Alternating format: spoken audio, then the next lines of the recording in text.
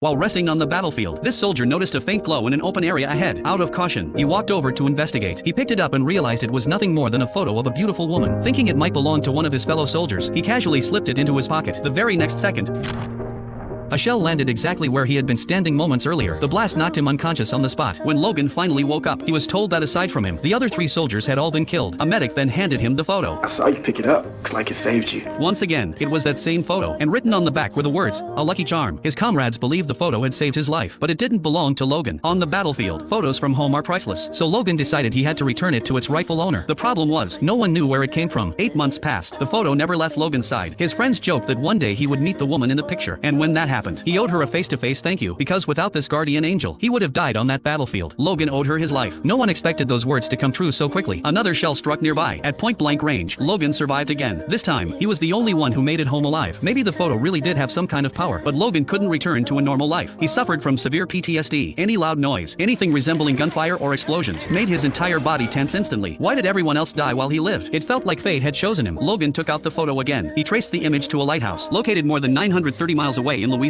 He decided it was time to go find his answer. With only himself and his dog, Zeus, Logan set out on the journey. He used no vehicles. From sunrise to nightfall, he walked the entire distance. When he was hungry, he made his own fire and cooked. When he was exhausted, he leaned against Zeus and rested. The long journey slowly brought peace back into his life. Before he realized it, the symptoms of PTSD were gone. After who knows how long, Logan finally saw the white lighthouse. He showed the photo around town. Eventually, in a bar, someone told him the woman's name was Beth. She ran a pet boarding house just outside town. Logan headed there immediately. Beth walking toward him in the sunlight was even more beautiful than the photo. Logan was completely stunned, but every time he tried to speak, he was interrupted by phone calls. The pet hotel was overwhelmed with work. An employee had just quit, and even Beth's grandmother had to help out. Seeing no opening, Logan tried to take out the photo to explain, but instead, he accidentally pulled out a flyer. Beth assumed he was applying for the job and handed him an application. I'm really here because I came to see you. But when he mentioned that he was a former Marine and had walked 930 miles to get there, Beth hesitated. She thought the man had to be crazy. No soldier travels that far just to clean up dog waste, so she asked her grandmother to send him away. Logan explained that his old job was filled with violence. Now, he just wanted a quiet life. Plus, he had plenty of experience training dogs. In the end, the grandmother hired him. Logan rented an old house nearby and decided to stay and work for a while. He planned to tell the truth when the time felt right, because even he didn't know how to explain the photo's power on the battlefield. Maybe it was all imagination, or just wishful thinking. Thanks to his experience and hard work, Logan finished a full day's workload in no time. With his extra time, he repaired the dog kennels, fixed an abandoned tractor, and cleared out the yard. The grandmother quickly grew fond of him. So did Beth's son, Ben, because he was shy. Ben usually practiced the violin alone, but whenever Logan heard him, he praised him sincerely. Not bad.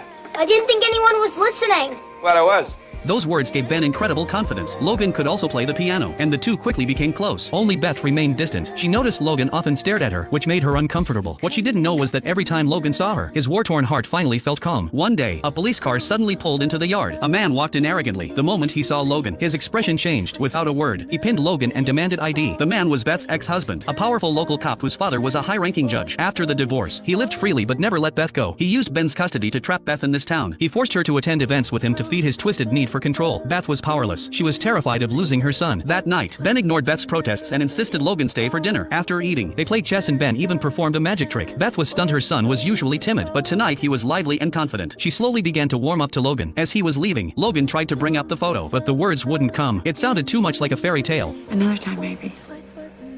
After all, I'm not going anywhere. The next day, everything changed. It was the anniversary of Beth's brother's death. Beth suddenly exploded in anger when she got home. Logan rushed over and held her as she broke down, sobbing. Her brother had also been a Marine and had died in combat a year ago. The military gave no explanation, and the investigation had stalled. He died for nothing, and Beth couldn't accept it. She loved him deeply. Thinking of their childhood, Beth finally smiled again. You got a great laugh, you know that?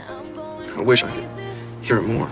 From that point on, Logan became part of the family. The bond with Ben grew stronger. They felt like a real family. At times, Beth even felt that Logan was more of a father to Ben than anyone else. But reality struck soon. A city event required Beth and her son to attend. Her ex-husband took Ben without warning. When he returned, Ben had been injured by a baseball. Beth tried to ask what happened, but the ex-husband brushed her off. When she persisted, he threatened her again. If she disobeyed, he would take Ben away for good. You should do what she says. Let go of her arm.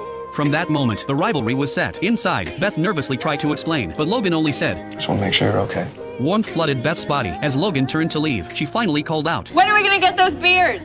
I won't forget. That night, Beth dressed up carefully at the dock. She told Logan her parents had died young, and her brother was the family she loved most. They used to play on a small boat together, but it had been broken for years. She always wanted to take Ben out to sea. Logan took note of this. Their feelings grew rapidly. Suddenly, a police car followed them, a warning from the ex-husband. But Beth was in love, and her grandmother fully supported her. At Ben's 8th birthday party, the ex-husband finally snapped. He cornered Beth in the kitchen. If Logan wasn't gone, he would take Ben away forever. Terrified, Beth told Logan to leave. You don't know what I'm dealing with. I do know that you deserve better than this. That night, the grandmother asked Beth, was she going to be threatened forever? Sacrificing everything wasn't noble. It was a tragedy. Beth finally decided to be brave. The next morning, she went to her ex-husband's house. I figured it out. You don't want full custody any more than I want you to have it. You can try and take him, but I will fight you. Free at last, Beth reunited with Logan, but the ex-husband had been watching. He learned where Logan lived and planned his revenge. Meanwhile, under Logan's guidance, Ben's violin skills soared, and he performed in church. The ex-husband, burning with rage, learned that Logan had been asking around with Beth's photo. He broke into Logan's house, stole the photo, and showed it to Beth. He poisoned her mind. Why did he have this? Was he responsible for her brother's death? The doubt worked. When Logan arrived, Beth confronted him, left with no choice. Logan told the story. The photo saved him twice, and he vowed to find the girl in it. But Beth couldn't forgive him yet, feeling the photo should have protected her brother instead. As Logan prepared to leave, Ben stopped him and gave